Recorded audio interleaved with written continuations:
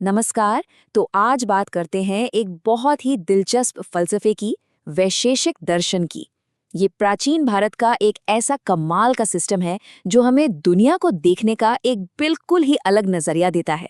तो चलिए शुरू करते हैं और देखते हैं कि ये है क्या। देखिए, वैशेषिक दर्शन की जड़ में एक ऐसा सवाल है जो शायद इंसान ने सबसे पहले पूछना शुरू किया होगा। एक ऐसा सवाल जो हजारों सालों से बड़े बड़े फिलोसोफर्स और साइंटिस्ट्स को सोचने पर मजबूर करता रहा है।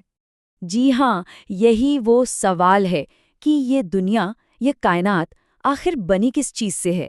हमारे चारों तरफ जो कुछ भी है, ये पहाड़, ये नदियाँ, हवा, हम खुद, इन सब का बेसिक बिल्डिंग ब्लॉक क्या है। और कमाल की बात यह है कि वैशेषिक दर्शन इसी गुत्थी को सुलझाने का एक रास्ता दिखाता है। और इसका जवाब सच में हैरान करने वाला है। हजारों साल पहले, उस जमाने में जब मॉडर्न साइंस का तो नामो निशान भी नहीं था, इस दर्शन ने एक ऐसा आइडिया सामने रखा जो अपने समय से बहुत बहुत आगे था। और वो था परमाणु का सिद्धांत। तो ये परमाणु है क्या? वैशेषिक दर्शन के हिसाब से दुनिया की हर चीज बहुत ही छोटे छोटे कणों से बनी है। इतने छोटे कि उन्हें और तोड़ा नहीं जा सकता, इसीलिए उन्हें कहते हैं अविभाज्य। और ये परमाणु शाश्वत हैं, मतलब ये हमेशा से हैं और हमेशा रहेंगे। न कोई इन्हें बना सकता है, न ही मिटा सकता है। और हमारे आसपास जो भी अलग अलग चीजें दिखती हैं, वो सब इन्हीं परमाणुओं के अलग अलग कॉम्बिनेशंस का नतीजा हैं। और जैसा मैंने कहा, सबसे कमाल की बात तो यही है कि ये आइडिया तब आया था जब आज की साइंस के बारे में कोई सोच भी नहीं सकता था। ये दिखाता है कि उस दौर में सोच कितनी आगे थी, कितनी गहरी थी। लेकिन बात सिर्फ परमाणुओं पर ही खत्म नहीं होती। नहीं, वैशेषिक दर्शन ने तो एक पूरा का पूरा सिस्टम बना दिया, ब्रह्मांड में मौजूद हर एक चीज को समझने और उसे कैटेगराइज करने के लिए। और इस पूरे सिस्टम का सेंटर पॉइंट है ये नंबर 7। वैशेषिक दर्शन के मुताबिक पूरी की पूरी रियलिटी को, मतलब जो कुछ भी मौजूद है, उसे हम 7 बेसिक कैटेगरीज में बांट सकते हैं, जिन्हें कहा गया है पदार्थ।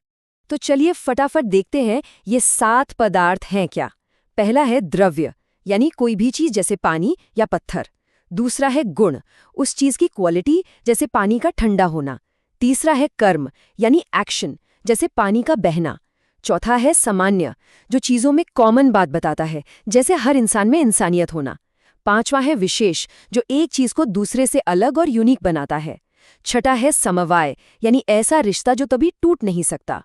और सातवां है अभाव, मतलब किसी चीज का ना होना। ये 7 चीजें मिलकर मानो रियलिटी को समझने का एक पूरा टूल किट बनाती हैं। अब वो जो छठी कैटेगरी थी, समवाय, उसे समझने के लिए एक बड़ा अच्छा उदाहरण है कपड़े में धागे की तरह। सोचिए, क्या आप कपड़े से धागे को बिना कपड़ा खत्म किए निकाल सकते हैं? नहीं ना। बस यही है समवाय। किसी चीज और उसकी क्वालिटी का ऐसा ही रिश्ता होता है। आप फूल से उसकी खुशबू को अलग नहीं कर सकते, वो दोनों एक साथ ही हैं। ठीक है, तो हमने ये तो समझ लिया कि वैशेषिक के हिसाब से दुनिया क्या है और कैसे बनी है। लेकिन सबसे बड़ा सवाल तो अब आता है कि ये सब जानने का फायदा क्या है, क्यों करें इतनी मेहनत। और यहीं पर वैशेषिक दर्शन का एक और पहलू सामने आता है। इसका मकसद सिर्फ दुनिया को समझना नहीं है, बल्कि इसका एक बहुत गहरा आध्यात्मिक गोल है। तो ये ज्ञान मिलेगा कैसे? वैशेषिक कहता है कि सही ज्ञान पाने के सिर्फ 2 ही पक्के रास्ते हैं। एक है प्रत्यक्ष, मतलब जो हम अपनी आंखों से देखते हैं, कानों से सुनते हैं, सीधा एक्सपीरियंस। और दूसरा है अनुमान, यानी लॉजिक लगाकर किसी नतीजे पर पहुंचना। जैसे अगर हमने दूर कहीं धुआं देखा, तो हम अनुमान लगा लेते हैं कि वहां आग लगी होगी, भले ही हमें आग न दिख रही हो। और हाँ, जहां लॉजिक की बात आती है, तो वैशेषिक अकेला नहीं है। इसका एक साथी दर्शन है, न्याय दर्शन। इन दोनों का लॉजिक का सिस्टम इतना मिलता जुलता है कि अक्सर इन्हें एक साथ ही पढ़ा समझा जाता है, न्याय वैशेषिक के नाम से। तो हम वापस आते हैं उस सवाल पर कि ये सब ज्ञान क्यों, इसका अल्टीमेट गोल क्या है। और वो गोल है मोक्ष।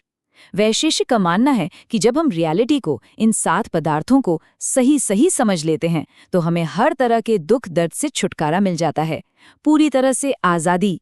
सोचिए, मैटर को समझना, दुनिया को समझना, दरअसल खुद की मुक्ति का रास्ता बन जाता है।